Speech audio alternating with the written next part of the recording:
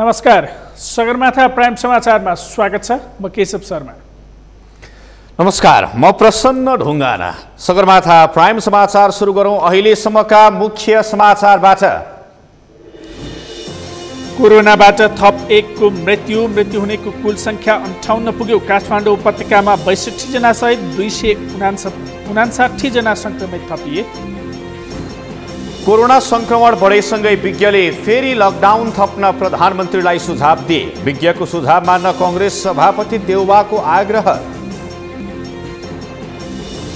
अख्तियार दुरुपयोग अनुसन्धान आयोगद्वारा राजस्व अनुसन्धान कार्यालय बुटवलका प्रमुख गिरफ्तार। 2 लाख रुपैयाँ घुस लिएको अभियोग। कोरोना संक्रमणको 7 महिनामा विश्वभर 6,98,000 भन्दा बढीको मृत्यु। 1,84,83,000 भन्दा बढी संक्रमित। र विश्वकप 1 वर्षपछि सार्दा अस्ट्रेलिया र वेस्ट इन्डिज बीचको 2020 सिरिज स्थगित। दुवै टोलीलाई आइपिएल खेल्ने बाटो खुल्यो।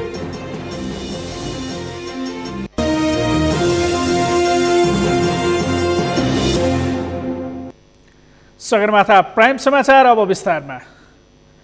कोरोनाबाट मोरङमा थप 1 जनाको मृत्यु भएसँगै मृतकको संख्या 58 पुगेको छ। आज थप 259 जनामा कोरोना संक्रमण पुष्टि भएको छ। जयन्ती पुडासैनीको रिपोर्ट। मोरङमा कोरोनाबाट 1 जनाको मृत्यु भएको छ। मोरङ विराटनगर 5 आदर्श टोल बस्ने 77 वर्षका पुरुषको कोरोना संक्रमणबाट मृत्यु भएको हो।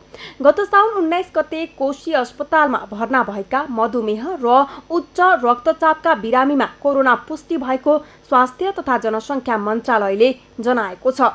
यो सँगै नेपालमा कोरोनाबाट मृत्यु हुनेको संख्या 58 पुगेको छ। पछिल्लो 24 घण्टामा देशका विभिन्न स्थानमा गरिएको परीक्षणका क्रममा थप 259 जनामा कोरोना पुष्टि भएको छ। मंगलबार थप 65 जना उपचारपछि निको भएर घर फर्किएका छन्। मंगलबारसम्म 15,026 जना डिस्चार्ज भएका छन्। जम्मा आरटीपीसीआर परीक्षण संख्या 4,06,594। अहिलेसम्मको जम्मा पोजिटिभ संख्या 21,009। संक्रमण मुक्त भई डिस्चार्ज हुनेहरू 15,026। सक्रिय संक्रमितको संख्या 5,925 र जम्मा निधन हुनेको संख्या 58 रहेको छ। यसरी आज जम्मा संक्रमित हुनेहरूको संख्या 259 छ। मोरङ जिल्ला विराटनगर महानगरपालिका 5 आदर्श टोल बस्ने वर्ष 77 को 1 पुरुषको 2077 साउन 19 गते दुःखद निधन भएको छ। मन्त्रालयका अनुसार मंगलबार सबैभन्दा धेरै काठमाडौँमा 48 जना, भक्तपुरमा 13 र ललितपुरमा 1 जनामा पनि संक्रमण पुष्टि भएको छ।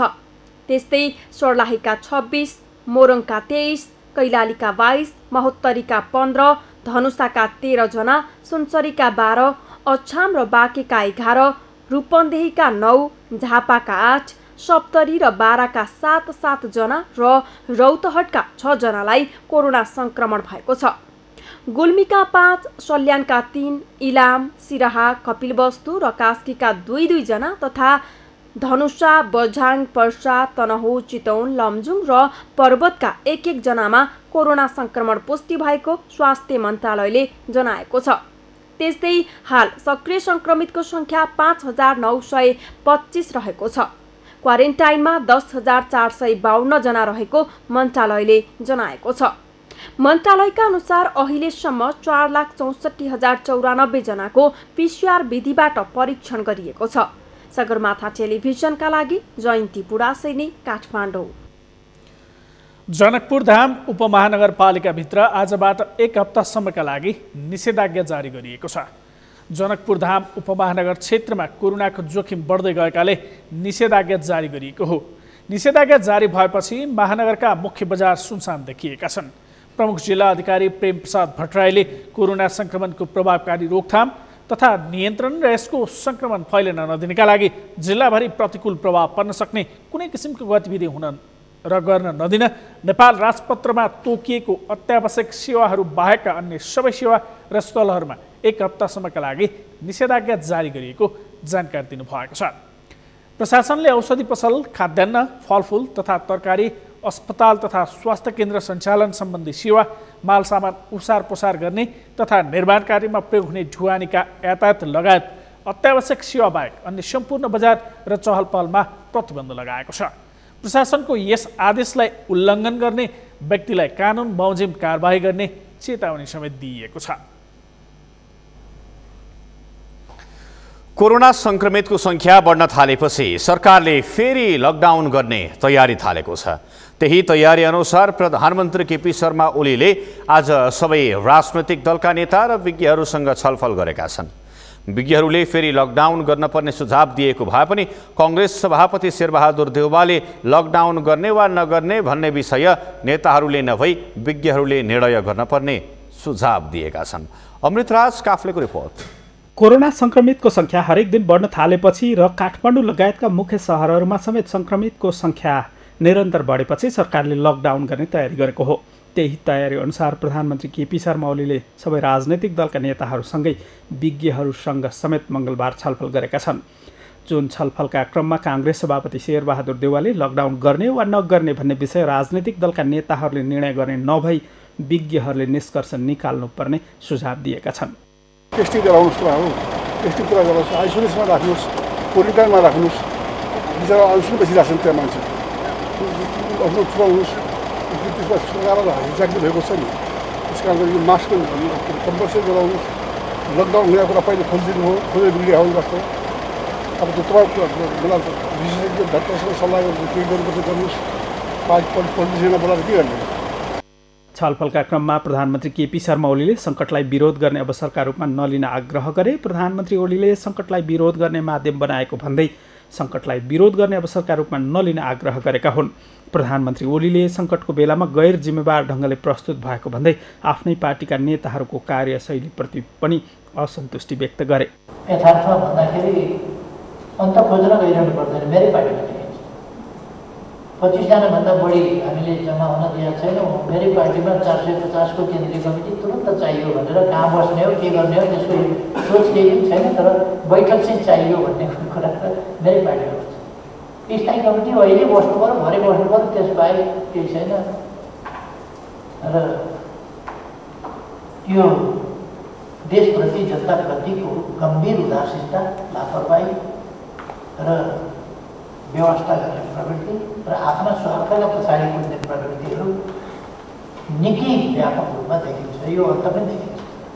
प्रधानमन्त्री ओलीले कोभिड-19 को संक्रमण बढ्दै गएपछि यसको नियन्त्रणबारे विज्ञहरूसँग छलफल गरेका हुन्। हरेक दिन 18,000 सम्मको परीक्षण गर्न सकिने गरी ल्याबको स्थापना गरिएको प्रधानमन्त्रीले जानकारी दिएका छन्। सगरमाथा टेलिभिजनका लागि क्यामेरामा सुरेन्द्र राउतका साथमा अमृतराज काफ्ले, काठमाडौँ। सरकारले कोरोना परीक्षणको दर बढाउने बताए पनि महोत्तरी जिल्लामा समुदायमै कोरोना फैलिसक्दा समेत पीसीआर परीक्षण दर बढ्न सकेको छैन। कोरोनाले अति नै प्रभावित जिल्लाहरूमध्येको एक महोत्तरीमा असार 23 गते नै सरकारले परिपत्र गरे पनि हालसम्म नमुना परीक्षणको काम सुरु भएको छैन। महोत्तरीबाट मनोज झा, मुक्तिको रिपोर्ट। कोरोना संक्रमितको संख्या धेरै भएको जिल्लाहरूमा महोत्तरी पनि एक हो। सोमबारसम्म महोत्तरीमा कोरोना संक्रमितको संख्या 901 पुगेको छ, तर परीक्षण दर भने न्यून छ। संघीय सरकारले प्रभावित जिल्लाहरूमा 800 का दरले नमुना परीक्षण गर्न असार 23 गते नै परिपत्र गरे पनि हालसम्म पनि परीक्षण सुरु भएको छैन। कोरोना संक्रमण रोकथामका लागि जिल्लामा बसेको बैठकमा परीक्षण सुरु हुन नसकेको विषयमा कुराकानी गर्दा जिल्ला जनस्वास्थ्य कार्यालयका प्रमुख भने उत्तर दिनु साटो प्रश्नकर्तासँग बाजेका छन्।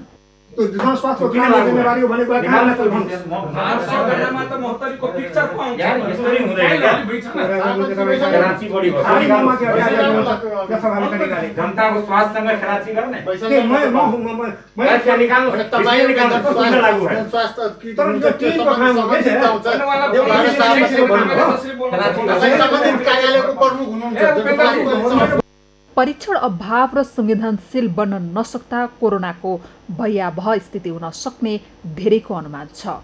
अब राज्यले नै यो डिसिजन गरेको छ, सोसियल डिस्टेन्सिङ मेन्टेन गरेर हरेक इकोनोमिक एक्टिभिटिज गर्ने राज्यले निर्णय गर्यो। त्यस आधारमा हाट बजार लागिरहेको छ, मार्केट खुला छ, आजदेखि सोसियल डिस्टेन्सिङ जुन रूपमा पालना हुनुपर्ने हो तपाईँ हेर्न सक्नुहुन्छ हाट बजारमा गएर मान्छे टाँसिएर मार्केटिङ गरिरहेको हामी पाउँछौँ। PCR परीक्षणको टेस्टको कुरा गर्दाखेरि जुन रूपमा हुनुपर्ने थियो, जुन रूपमा हाम्रो महोत्तरी जिल्ला कोरोना भाइरसबाट ग्रसित भइरहेछ त्यो किसिमबाट भइरहेको कहीँ देखिरहेको छैन। किनकि हाम्रो केन्द्रबाट आएको स्याम्पलिङ परीक्षणहरूको बारेमा आखार 23 गतेको नै सर्वदलीय कमिटीबाट निर्णय भइसकेको कुराहरू पनि अहिले महोत्तरी जिल्लामा कहीँ कतै टेस्ट भइरहेको अवस्थामा छैन। विगतमा कोरोना संक्रमण भएकाहरूलाई बिना परीक्षण घर पठाइएको र संक्रमितहरू गाउँघरमा निर्बाध हिडडुल गरिरहेकोले आफ्नो ओडावासीहरू कोरोना संक्रमणको त्रासमा रहेका कारण परीक्षण दर बढाउनुपर्ने जलेश्वर नगरपालिका वडा नम्बर 4 का वडा अध्यक्ष लोकेन्द्रलाल कर्णको माग छ। अहिले जुन अवस्था छ जसरी मान्नुस् मेरै वाडामा 10 वटा कोरोना पोजिटिभ पाएका थिए, उनीहरूलाई आइसोलेसनमा राख्यो र फेरि 14 दिनपछि बिना टेस्टैको उहाँहरूलाई पठाइदियो। अब यस्तो अवस्था आइसकेको छ जस्तो मलाई लागिरहेछ कि समाजमा पनि यो फैलिएको होला र पछि गएर भावा अवस्था आउँछ। यहाँ जलेश्वर नगरपालिका वाडा नम्बर 4 मा PCR टेस्ट होस् भनेर म विनम्र अनुरोध र आग्रह पनि गरिरहेको। संघीय सरकारको परिपत्र अनुसार चाँडै नै महोत्तरीका 800 जनामा नमुना परीक्षणको काम प्रारम्भ गरिने महोत्तरीका प्रमुख जिल्लाधिकारी कृष्ण बहादुर कटुवालको भनाई रहेको छ। नमुना परीक्षणको लागि 800 परीक्षण किट आइसकेको र प्रत्येक पालिकामा 50 जनामा नमुना परीक्षणको कार्य यथाशीघ्र सुरु हुने उनले बताएका छन्। हामीले CCMC-बाट प्राप्त भएको निर्देशअनुसार चाहिँ कम्तीमा 800 व्यक्तिहरूलाई स्याम्पल टेस्ट गरेर भनेर पठाएको छ। हामी कहाँ भएको स्थानीय पालिका 15 छ। 15 वटामा कम्तीमा चाहिँ यो स्याम्पल टेस्ट 50 वटाको दरले PCR गर्नलाई चाहिँ हामीले निर्णय गरेका छौँ। त्यो हामी कहाँ तत्काल VTM प्राप्त भयो भने त्यो चाहिँ हामीहरू यो स्याम्पल टेस्टिङ पनि गर्छौँ। पछिल्लो समय महोत्तरीमा कोरोना संक्रमितको संख्या बढ्दै गएको छ। यस्तो अवस्थामा यथाशक्य चाँडो परीक्षण थाल्न आवश्यक छ। सगरमाथा टेलिभिजनका लागि महोत्तरीबाट मनोज झा मुक्तिको रिपोर्ट। कोरोना भाइरसको संक्रमणले मुलुक प्रभावित हुँदा शैक्षिक क्षेत्र पनि नराम्ररी प्रभावित भएको छ। विद्यार्थी र शिक्षक विद्यालयमा जान बन्द हुँदा कतिपय परीक्षा प्रभावित भएर विकल्प खोज्नु पर्यो भने नयाँ शैक्षिक सत्रमा कुनै पनि कक्षा सञ्चालन हुन सकेका छैनन्। यस्तो अवस्थामा दोलखाको भीमेश्वर नगरपालिकाले भने वर्कसिट मार्फत पठन पाठनको थालनी गरेको छ। दोलखाबाट कैलाश लामाको रिपोर्ट।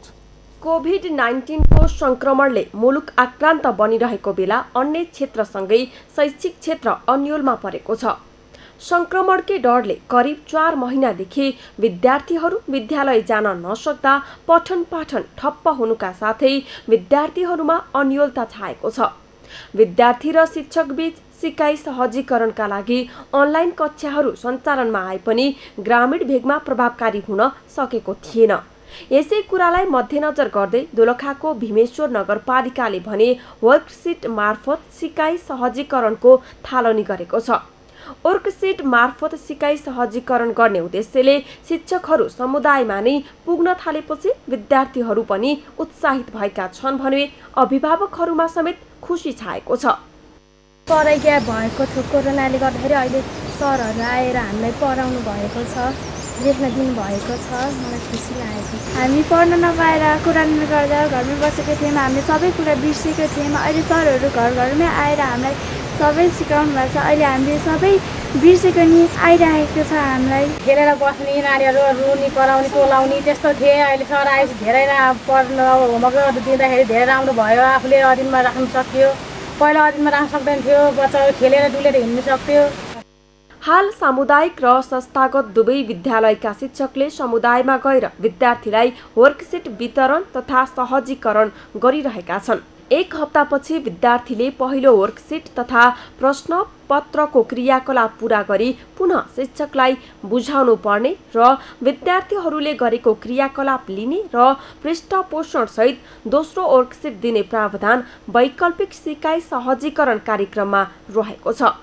विद्यार्थीले सम्पन्न गरेको दोस्रो वर्कसिटको क्रियाकलाप सम्बन्धित विषयका शिक्षकले परीक्षण गरेपछि पृष्ठपोषण सहित तेस्रो हप्ता अर्को वर्कसिट दिइन्छ। हाललाई 3 चरणमा पूरा हुने गरी वर्कसिट तयार गरिएको छ। विद्यालयमा आउन नसकेका विद्यार्थीहरूलाई नगरपालिका र हाम्रो विद्यालयको सहकार्यमा चाहिँ घर घरमा गएर विद्यार्थीहरूलाई परियोजना कार्यहरू दिने त्यो निर्णय भए अनुसार हामीले अघिल्लो हप्ता घर घरमा विद्यार्थीहरूलाई चाहिँ गृह कार्य दिएका थियौँ र आजको दिन चाहिँ त्यो गृह कार्य उठाउने र अर्को गृह कार्य दिने योजनाका साथ हामी उपस्थित भएका छौँ। घर तथा समुदायमा सो अध्ययन गरी गृह कार्य, परियोजना कार्य, सृजनात्मक कार्य र प्रश्नहरू समेटी वर्कसिट तयार गरिएको छ। मुख्य गरी अङ्ग्रेजी, नेपाली, गणित, विज्ञान र सामाजिक विषयका प्रत्येक 20 पूर्णाङ्क गरी 100 पूर्णाङ्कको एउटा वर्कसिट तयार गरिएको छ। नगरपालिकाले शिक्षकहरूलाई अभिमुखीकरण गरी विषय विज्ञहरूको कार्यशालाबाट वर्कसिट तयार पारी प्रधानाध्यापक बैठकबाट कार्ययोजना तयार गरिएको हो। एक हप्तामा एउटा वर्कसिटमा काम हुन्छ, 5 वटा विषय समेटेको वर्कसिटमा र एक हप्ता पछाडि टिचरहरू पुनः ती विद्यार्थीहरू कहाँ गएर उनीहरूले गरेको दिएको प्रतिक्रिया उत्तरहरूलाई लिएर आएर अर्को वर्कसिट छोडेर आउँछन् र त्यसरी उनीहरूले गरेको क्रियाकलापको चाहिँ उनीहरूले इभ्यालुएसन गरेर चाहिने आवश्यक फिडब्याकहरू दिने काम गर्छन्। भीमेश्वर नगरपालिकामा 42 सामुदायिक र 13 संस्थागत गरी 55 वटा विद्यालय छन् र निजी सामुदायिक गरी कक्षा 1 देखि 10 सम्म 8368 जना विद्यार्थीहरू अध्ययनरत छन्। शैक्षिक सत्रलाई नगाभिने गरी नेपाल सरकारको नीति अनुसार वैकल्पिक माध्यमबाट सिकाइलाई निरन्तरता दिइने यस्ता कार्यक्रमले सिकाइलाई निरन्तरता र शैक्षिक क्षति नहुने विश्वास बढेको छ। दोलखाबाट कैलाश लामाको रिपोर्ट। सगरमाथा प्राइम समाचारमा पालो भएको छ विश्रामपछि। अख्तियार दुरुपयोग अनुसन्धान आयोगद्वारा राजस्व अनुसन्धान कार्यालय बुटवलका प्रमुख गिरफ्तार, 2 लाख रुपैयाँ घुस लिएको अभियोग। परम्पराका नाममा डोटी जिल्लाका मजदुरले काम अनुसारको पारिश्रमिक पाएनन्, वर्षभरि काम गरे बापत केही अन्नमा चित्त बुझाउन बाध्य। र कोरोना संक्रमणको 7 महिनामा विश्वभर 6,98,000 भन्दा बढीको मृत्यु, 1,84,83,000 भन्दा बढी संक्रमित।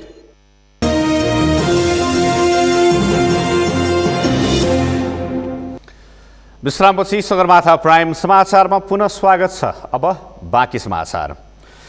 अख्तियार दुरुपयोग अनुसन्धान आयोग बुटवल कार्यालयले राजस्व अनुसन्धान कार्यालय बुटवलका प्रमुख विजय राणालाई 2 लाख रुपैयाँ घुस रकम सहित पक्राउ गरेको छ।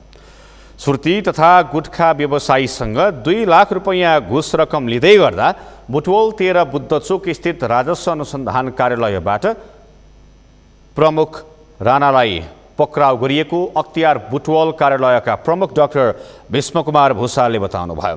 स्थानीय एक सुर्ती तथा गुटखा व्यवसायीसँग 2 लाख रुपैयाँ घुस लिँदै गर्दा राणालाई अख्तियारको टोलीले कार्यालय परिसरबाटै पक्राउ गरेको र घुस रकमसहित घुस लिने र दिने दुवैलाई नियन्त्रणमा लिएर अनुसन्धान थालिएको कार्यालय प्रमुख भूषालले जानकारी दिनुभएको छ। कानुनले समान कामका लागि समान ज्याला निर्धारण गरे पनि ड्युटीमा भने महिलाले मात्रै होइन पुरुषले समेत काम अनुसारको समान ज्याला पाउन सकेका छैनन्।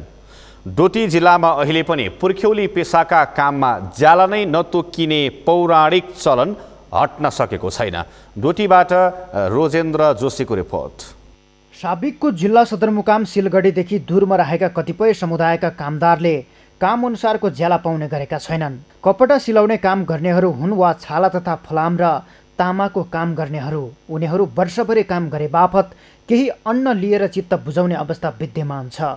वर्षभरि गरेको मेहनत बापत पाउने त्यही अन्नको भरमा जीवन चलाउनका साथै परिवार धान्नुपर्ने उनीहरूको बाध्यता छ।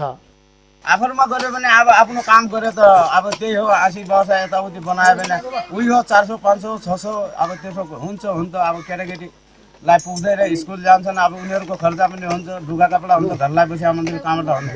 धान पाइन्छ हजुर, गहुँ पाइन्छ, अरू के पाइन्छ त्यही हो, खानेकुरो पाइन्छ, त्यहीमा गुजारा गरिराखेको छु अहिलेसम्म। मलाई पुर्ख्यौली पेसा अपनाए बजार क्षेत्रमा बस्दै आएका केही श्रमिकहरूले ज्याला पाउँदा उनीहरूको अवस्थामा केही सुधार देखिए पनि ग्रामीण क्षेत्रमा बस्दै आएका अधिकांश श्रमिकको जीवन पीडादायी बनेको छ। आफूले काम गरे बापतको ज्याला नपाउँदा उनीहरू गम्भीर समस्यामा छन्। सरकारले महिला पुरुष दुवैले समान ज्याला पाउनुपर्ने अवधारणासहित श्रमका आधारमा ज्याला पाउने गरी कानुन ल्याएको छ। तर कानुन अनुसार डोटीका श्रमिकले ज्याला पाउन सकेका छैनन्। आफूले काम गरे बापतको ज्याला लिन श्रमिक वर्गले अन्न भित्राउने समयसम्म कुर्नुपर्ने बाध्यता आफैमा पीडादायी मात्र बनिरहेको छैन, यसले कानुनको समेत खिल्ली उडाइरहेको छ।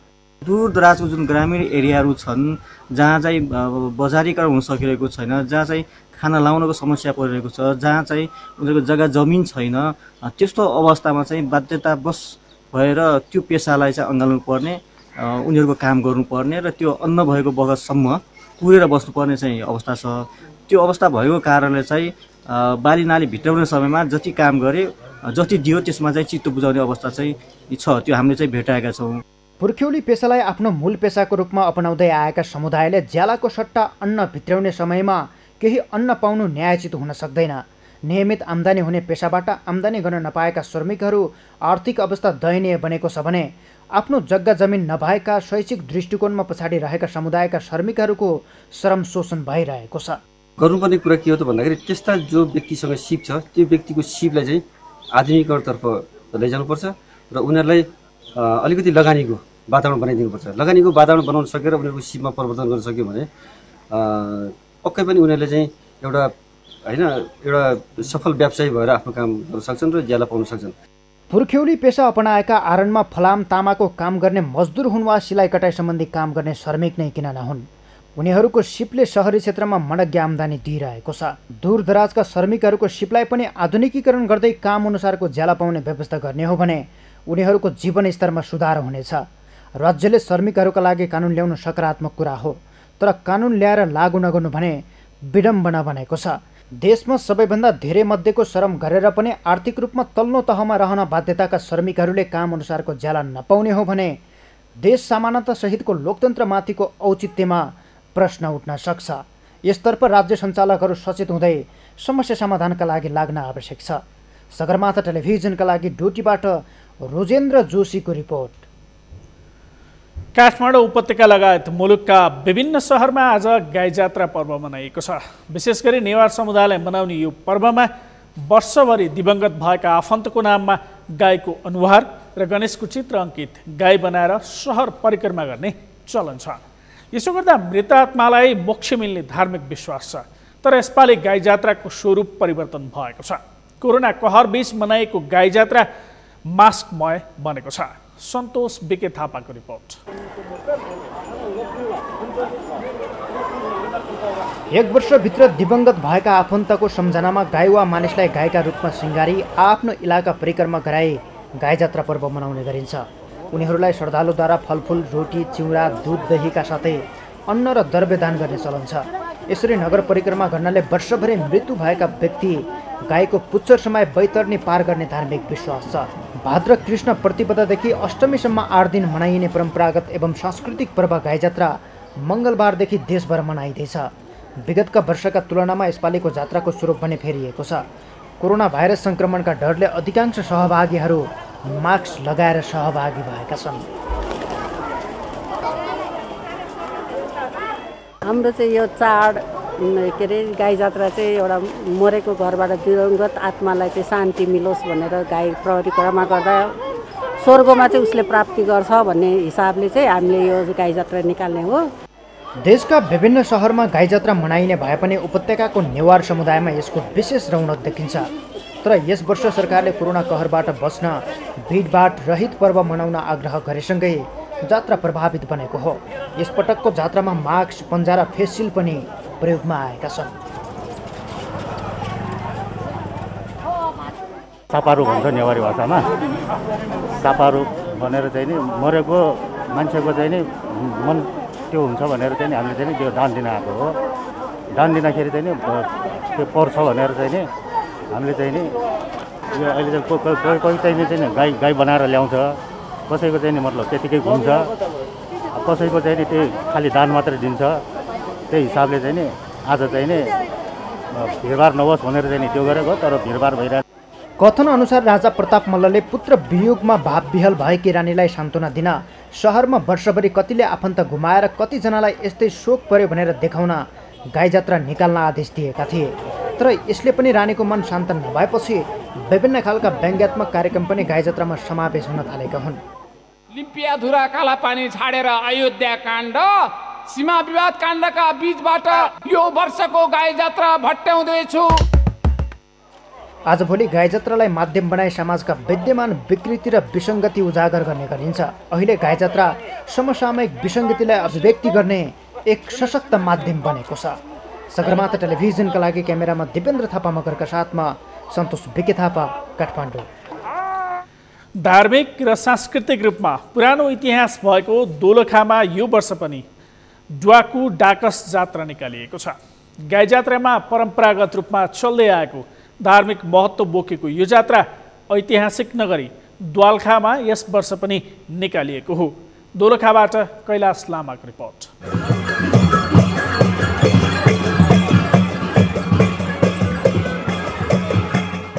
प्राकृतिक, धार्मिक र सांस्कृतिक रूपमा सुन्दर जिल्ला दोलखाको प्राचीन नगरी द्वालखामा परम्परागत ड्वाकु डाकस देखाउने जात्रा निकालिएको छ। द्वालखा भाषामा ठुलो लाखेलाई ड्वाकु डाकस भनिन्छ। ड्वाकु डाकसलाई कालिन्चोक भगवतीको अर्को रूप वा अवतार पनि मानिन्छ। भीमेश्वर नगरपालिका वडा नम्बर 2 मा पर्ने नेवारी बस्ती द्वालखामा गठे मङ्गलको दिन परम्परागत रूपमा पूजा आजा गरी द्वितीयदेखि राक्षसको रूपमा लाखे देखाउने प्रचलन सुरु हुन्छ। दोलखामा हालसम्म कोरोनाको संक्रमण नभेटिएकाले पनि अत्यावश्यक र धार्मिक महत्त्वको जात्रा पर्वहरू सञ्चालन गर्न थालिएको छ। यो जात्रा चाहिँ अब दोलखाको अत्यन्तै पौराणिक जात्रा भएको कारणले यो जात्राहरू चाहिँ अहिले सुरु गरिएन भने यसपछिका कुनै पनि जात्राहरू कन्टिन्यू नभएको कारणले गर्दाखेरि कोरोनाको यत्रो महामारीको बावजुद पनि हामीले चाहिँ यो जात्राहरू सुरु गरेका छौँ। तर दोलखामा खासै कोरोनाको इन्फेक्सनहरू नभएको कारणले गर्दाखेरि पनि यो सुरु गर्नै पर्ने, यो चलाउनै पर्ने, यो विधिको लागि भए पनि हामीले चाहिँ यो जात्रा उल्लासका साथ चलाइरहेको छौँ। प्राचीन समयमा राक्षसले द्वालखा नगरीमा वितण्डा मचाउन थालेपछि द्वालखामा भएका देवी देवताहरूले प्रतिकार गर्छन्। उनीहरूको केही नलागेपछि दोलखा भीमेश्वरको सल्लाह अनुसार वरदान माग्न र सहयोग माग्न बाजा गाजा सहित जनै पूर्णिमाको अघिल्लो दिन प्रसिद्ध कालिन्चोक भगवतीकोमा पुग्दछन्। उनीहरूको आराधनाबाट खुसी भएर कालिन्चोक भगवती उनीहरूसँगै जनै पूर्णिमाको दिन द्वालखा नगरीमा आउँछिन्। राक्षसलाई मार्न आएकी कालिन्चोक भगवती राक्षसकै रूप धारण गरेर ड्वाकु डाकस अर्थात् ठुलो लाखेको रूपमा नृत्य गर्दै बजार परिक्रमा गर्ने चलन छ। कालिन्चोक आएर आज आइसकेपछि राक्षसहरू शिवभक्ति भएको हुनाले उनीहरू यज्ञ गरिरहेको छन् भन्ने कुरा थाहा पाइसकेपछि यज्ञ विध्वंस गर्नको लागि यहाँ नजिकै यज्ञ कुण्ड बनाएको छ। त्यहाँ अहिले यज्ञ पनि हुन्छ। यज्ञ भइसकेपछि जुन ठुलो लाखे हो, लाखेमा पनि 3 किसिमको लाखे नचाउँछ दोलखामा। 3 किसिममध्ये यतै ठुलो लाखे हो। यो ठुलो लाखेलाई चाहिँ कालिन्चोकमा आउँदाखेरि चाहिँ लाखेको रूपमा लिएर आएको हुनाले त्यो राक्षसले जुन ठाउँमा यज्ञ गरिरहेको थियो त्यो विध्वंस पार्नको लागि त्यहाँ जाँदाखेरि राक्षस भागेर गएर अनि पोखरीमा हाम फालेको भन्ने हाम्रो धार्मिक किंवदन्ती छ। कालिन्चोक भगवती राक्षसहरूलाई मार्न आएपछि त्यसबाट बच्न ती राक्षसहरू महादेवको आराधना गर्दै यज्ञ गर्दछन्। उनीहरूले यज्ञ गरेको ठाउँ 3 धारा राजहिटी अगाडिको नारायण थानमा गई ड्वाकु डाकसको यज्ञ विध्वंस गर्दै राक्षसहरूलाई लखेट्ने गर्दछन्। यज्ञबाट लखेटिएका राक्षसहरू राजकुलेश्वरको पोखरीमा गई हाम फाल्दछन्। त्यहाँ राक्षसहरू पोखरीमा हाम फालेर मरेको मानिन्छ। त्यही खुसीमा डबलीमा गई ड्वाकु डाकस सहित ख्वाई काई नाचेर रमाइलो गर्ने गरिन्छ। जनै पूर्णिमाको दिन दोलखा आएकी कालिन्चोक भगवती अष्टमीसम्म दोलखा भीमेश्वरको मन्दिरमा रहने जनविश्वास रहेको छ। सगरमाथा टेलिभिजनका लागि दोलखाबाट कैलाश लामाको रिपोर्ट। लमजुङमा सोमबार तुइनबाट खसेर एकजना बेपत्ता भएकी छन्। बेपत्ता हुनेमा दोर्दी गाउँपालिका 6 सिमी गाउँकी 25 वर्षकी फुलमाया गुरुङ रहेकी छन्। यस्तै तुइनबाट खसेर दोर्दी गाउँपालिका 6 कीर्तिपुरका 17 वर्षका विकास खले घाइते भएका छन्। उनको स्थानीय स्वास्थ्य चौकमा उपचार भइरहेको छ। बेपत्ताको खोजी कार्य भइरहेको प्रहरीले जनाएको छ। सोमबार बिहान करिब 10 बजे दोर्दी गाउँपालिका 7 मा रहेको जलकन्या देवी मन्दिरमा पूजा गर्न जाने क्रममा तुइन चुडिएर खोलामा खसेकी महिला बेपत्ता भएको जिल्ला प्रहरी कार्यालय लमजुङका प्रमुख डिएसपी गङ्गाबहादुर थापाले जानकारी दिनुभएको छ। सगरमाथा प्राइम समाचारमा एकैछिन विश्रामपछि कोरोना संक्रमणको 7 महिनामा विश्वभर 6,98,000 भन्दा बढीको मृत्यु, 1,84,83,000 भन्दा बढी संक्रमित र विश्वकप 1 वर्षपछि सार्दा अस्ट्रेलिया र वेस्ट इन्डिज बीचको 2020 सिरिज स्थगित, दुवै टोलीलाई आइपिएल खेल्ने बाटो खुला।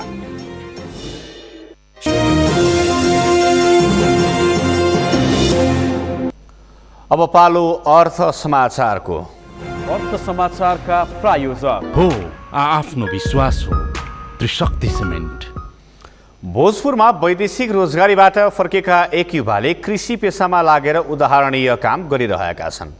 कृषिमा उनको काम उदाहरणीय भए पनि उत्पादित वस्तुको बजारीकरणमा भने सडकका कारण समस्या हुने गरेको छ। भोजपुरबाट मोहन तामाङको रिपोर्ट। भोजपुर नगरपालिका 4 घर भएका युवा मोहन कुमार श्रेष्ठ कृषि क्षेत्रमा उदाहरणीय कृषकका रूपमा चिनिन्छन्। वैदेशिक रोजगारका लागि मलेसियामा 2 वर्ष बिताएका श्रेष्ठले अहिले करिब 35 रोपनी क्षेत्रफलमा कृषि व्यवसाय सञ्चालन गरेका छन्। तर सडकको सहज पहुँच नहुँदा समस्या भएको छ। सहयोग त अहिले केही नै पाइएन। एउटा चाहिँ पोहोर अब एउटा प्लास्टिक पोखरी अनुदान पाइयो। माग चाहिँ अब दुईटासम्म करिब मैले माग गरेका थिएँ। एउटा बाख्राको खोर, एउटा 49,000 का बिउका माग गरेको थिएँ। अब कार्यक्रममा तपाईँले एउटा रोजी लिनुहोस् भनेर भन्दाखेरि मैले एउटा प्लास्टिक पोखरी चाहिँ मलाई अति नै आवश्यक भयो कि पानीको आवश्यकताले गर्दाखेरि प्लास्टिक पोखरी चाहिँ लिएँ। लालीगुराँस कृषि तथा पशुपालन फर्म सञ्चालन गरिरहेका श्रेष्ठको फर्ममा अहिले अकबरे खुर्सानी, चिउरी भान्टा, गोलभेडा लगायतका विभिन्न तरकारीका जात रहेका छन्। उनले बाख्रा पालन पनि गरिरहेका छन्। आफ्नै लगानीमा हालसम्म व्यवसाय सञ्चालन गरिरहेको भए पनि राज्यको तर्फबाट सहयोग नभएको उनको गुनासो छ। विदेश भन्दा चाहिँ गर्नु सक्दा चाहिँ यही राम्रो छ। म यहाँ गाउँघरहरूलाई पनि सबैलाई चाहिँ भनिरहेको छु, अब यो तरिकाले गर्नुहोस्। हामी बजार अब बिस्तारै खोज्दै जान्छौँ। बजार व्यवस्थापन अब बाटो अब अलिकति समस्या छ हामीलाई। बाटोको चाहिँ पहिलो प्रथम हामीलाई चाहिँ बाटो चाहियो, अनि पानी चाहियो। बाटो मात्रै भएर भएन, हामीलाई ठुलो कुरो मेन चाहिँ पानी चाहियो तपाईँको सिँचाइको लागि। श्रेष्ठले उत्पादन गरेको कृषि उपज स्थानीयसँगै धरानको कृषि बजारसम्म जाने गरेको छ। कृषिमा भविष्य देखेका श्रेष्ठले व्यवसायलाई अझ विस्तार गर्ने सोच राखेको बताउँछन्। यसरी युवाहरूमा कृषिप्रतिको मोह बढ्नु पक्कै पनि सकारात्मक पक्ष हो। तर बजारीकरणमा समस्या हुँदा यस्ता उदाहरणीय कृषकहरू यो पेसाबाट पलायन नहोलान् भन्न सकिन्न। उत्पादित कृषि उपज पिठ्यौमा बोकेर बिक्रीका लागि बजार पुर्याउनु पर्ने समस्याको समाधान गर्न सके उनी जस्तै धेरै युवा कृषि क्षेत्रमा आकर्षित गर्न सकिन्थ्यो। त्यसैले यसतर्फ सम्बन्धित निकायले ध्यान दिनु आवश्यक छ। सगरमाथा टेलिभिजनका लागि भोजपुरबाट मोहन तामाङको रिपोर्ट। रूपन्देहीको बेलहिया स्थित भैरवा भन्सार कार्यालयले आर्थिक वर्ष 2076-77मा निर्धारित लक्ष्यको 70% मात्रै राजस्व सङ्कलन गरेको छ। गत आर्थिक वर्षमा भन्सार विभागले भैरवा भन्सार कार्यालयको राजस्व सङ्कलन लक्ष्य 1,06,89,00,000 रुपैयाँ तोकेकोमा 70,29,03,00,000 रुपैयाँ मात्रै राजस्व सङ्कलन भएको हो। कोरोना भाइरस रोकथाम तथा नियन्त्रणका लागि सरकारद्वारा जारी लकडाउनका कारण भन्सार विभागले तोकेको राजस्व लक्ष्य भेटाउन नसकिएको भैरवा भन्सार कार्यालयले जनाएको छ। कार्यालयका अनुसार विभागले तोकेको लक्ष्य भेट्टाउन सजिलै सकिने भए पनि कोरोना भाइरसको महामारीका कारण आयात ठप्प हुँदा 30% कम राजस्व सङ्कलन भएको हो। आर्थिक वर्ष 76-77मा कोरोना भाइरसका कारण सीमानाका बन्द भएपछि छिमेकी मुलुक भारतबाट अति आवश्यक माल सामान बाहेक वस्तुको आयातमा रोक लगाइएपछि लक्ष्य अनुरूप राजस्व सङ्कलन गर्न नसकेको भैरवा भन्सार कार्यालयले जनाएको छ। रूपन्देहीको बेलहिया नाका राजस्व सङ्कलनका हिसाबले देशकै दोस्रो ठुलो भन्सार नाकाको रूपमा रहेको छ। हामी सगरमाथा प्राइम समाचारको अन्त्यमा छौँ। अन्त्यमा मुख्य समाचार फेरि एकपटक। नेपालमा कोरोना संक्रमणबाट मृत्यु हुनेको संख्या 58 पुग्यो। काठमाडौँ उपत्यकामा 62 जना सहित 259 नयाँ संक्रमित थपिए। कोरोना संक्रमण बढेसँगै विज्ञले फेरि लकडाउन थप्न प्रधानमन्त्रीलाई सुझाव दिए। विज्ञको सुझाव मान्न कांग्रेस सभापति देउबाको आग्रह। अख्तियार दुरुपयोग अनुसन्धान आयोगद्वारा राजस्व अनुसन्धान कार्यालय बुटवलका प्रमुख गिरफ्तार। 2 लाख रुपैयाँ घुस लिएको अभियोग। कोरोना संक्रमणको 7 महिनामा विश्वभर 6,98,000 भन्दा बढीको मृत्यु, 1,84,83,000 भन्दा बढी संक्रमित। र विश्वकप 1 वर्षपछि सार्दा अस्ट्रेलिया र वेस्ट इन्डिज बीचको 2020 सिरिज स्थगित, दुवै टोलीलाई आइपिएल खेल्ने बाटो खुल्यो। हवस् त, सगरमाथा प्राइम समाचार अहिलेलाई सकियो। तपाईँ समाचार बुलेटिनका साथै सगरमाथा टेलिभिजनका सम्पूर्ण कार्यक्रम www.sagarmatha.tv मा पनि पढ्न र हेर्न सक्नुहुनेछ। युट्युबमा youtube.com/sagarmathatv नेपालमा हेर्न सक्नुहुनेछ। फेसबुकमा facebook.com/STV नेपालमा फलो गर्न सक्नुहुनेछ। समाचारको शिखर, नेपालको गौरव, नेपालको पहिलो न्युज च्यानल सगरमाथा टेलिभिजन हेर्दै गर्नुहोला। नमस्कार। नमस्कार।